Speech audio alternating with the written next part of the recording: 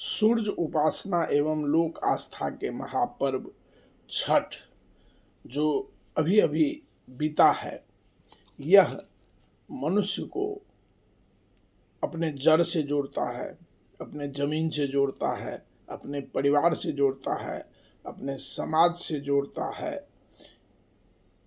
इसके कारण क्या क्या लाभ होता है ये मैं बताना चाहता हूँ।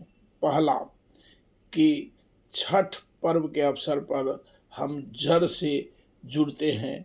दूसरा, बेटी और बेटे इस पर्व के अवसर पर निश्चित रूप से अपने गांव आते हैं, अपने माता पिता के पास आते हैं, जिससे कि उनके संबंध में प्रगाढ़ता आती है।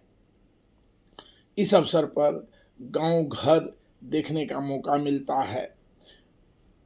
छठ के कारण नदियों की सफाई एवं फैक्ट्री से पानी जो नदी में जाती है उसको लोग देखते हैं और शुद्धिकरण के दिशा में प्रयास करते हैं। परंपरा को मानते हुए बिना पंडित का ही छठ पूजा किया जाता है, जिससे ये होता है कि समाज के सभी वर्ग, पुरुष या महिला, पंडित की व्यक्तित्व को अपने ऊपर लाती है और भगवान की प्रार्थना करती है। छठ से सामाजिक समरसता में वृद्धि होती है। छठ में न केवल डूबते हुए सूरज बल्कि उगते हुए सूरज की लोग पूजा करते हैं। छठ एक आस्था का पर्व है।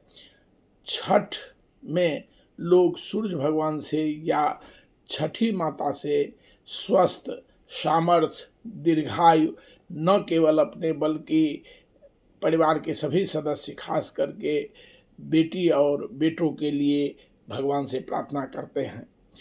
इसमें छठ पर्व में प्राकृतिक वस्तुओं जो आप करीब करीब छोड़ चुके हैं उनको भगवान को चढ़ाया जाता है, और जिससे हम पुनः अपने बाल बच्चों को जिसके बारे में बता सकते हैं।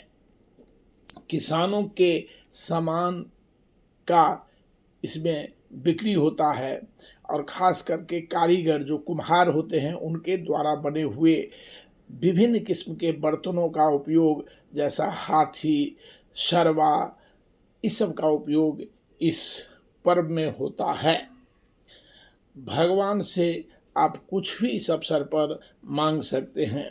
छठ पर्व में कुछ छठ व्रती तो इसकी मनौती मांग करके पूजा करते हैं, इसीलिए इसे आस्था का पर्व कहा जाता है। क्या कोई भी आदमी 36 घंटा का उपवास रख सकता है? लेकिन आपको ये जानकर आश्चर्य होगा कि छठ व्रत में 36 घंटा का अनवरत उपवास व्रती रखती हैं। गरीब अमीर एक जगह इकट्ठा होकर के छठ की पूजा करते हैं। सभी हिंदू एक हैं, इस कथन का सार्थकता छठ पर्व में ही मालूम पड़ता है। बच्चों में संस्कार देने हेतु छठ पर्व बहुत ही उत्तम है। मौसम परिवर्तन का आनंद भी परिवार के सभी सदस्य छठ पर्व के अवसर पर लेते हैं। इस अवसर पर एक और महत्वपूर्ण बात है कि रेलगाड़ी की यात्रा जो भरी होती है और उसमें कठिनाई को सहते हुए लोग उस यात्रा से अपने घर जाते हैं। किसी तामसिक भोजन का दीपावली से लेकर के छठ तक लोग नहीं करते हैं, यह भी एक शरीर के लिए बहुत ही जरूरी है। लोग अपनी एकता का प्रदर्शन छठ पूजा में कर सकते हैं। नहाए खाए जो एक पर्व होता है उसमें शरीर की शुद्धता या 36 घंटा उपवास रखने के लिए जो किया जा सकता है, यह बहुत ही अपने आप में मनोभावन है। भगवान से सब परिवार आशीर्वाद मांगते हैं। परिवार, समाज और गांव में एकता हेतु यह पर्व बहुत ही बढ़िया है। और इससे कुटीर उद्योग का ही भी बहुत ही अधिक बढ़ावा मिलता है, क्योंकि उससे संबंधित वस्तुओं का छठ पूजा में उपयोग किया जाता है। अंत में मैं ये कहना चाहूँगा कि सूर्यदेव की कृपा से हर दिन उजियारा और उम्मीदों से भरा हुआ आपका जिंदगी हो। भगवान भास्कर अपनी दिव्य किरणों से आपके जीवन में प्रकाश, ऊर्जा और समृद्धि का संचार करे। जय छठी मैया।